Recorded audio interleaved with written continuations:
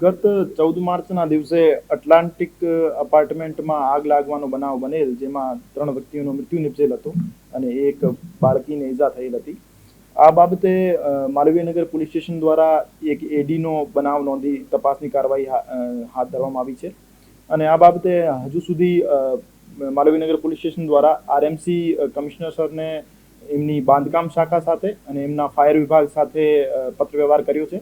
અને એમાં વિવિધ ટેકનિકલ પ્રશ્નો પૂછવામાં આવ્યા છે, જેમાં બિલ્ડિંગનો નિર્માણ પ્લાન મુજબ થયો હતો કે કેમ, એમાં કોઈ ઇમ્પેક્ટ ફી ભરીને વધારાનું બાંધકામ કરવામાં આવેલ હતું કે કેમ, અમે સુરક્ષા બાબતના તમામ પ્રોટોકોલ જે ફોલો કરવાના હતા ફોલો થયા કે કેમ. અને ફાયર વિભાગ સાથે પણ આ બાબતે પ્રશ્નોત્તરી કરવામાં આવી છે, જેમાં એમની ફાયર એનઓસી ક્યાર સુધી રિન્યુ કરવામાં આવેલ હતી અને એના પછી ફાયર વિભાગ દ્વારા કોઈ નોટિસ આપવામાં આવેલ છે કે કેમ.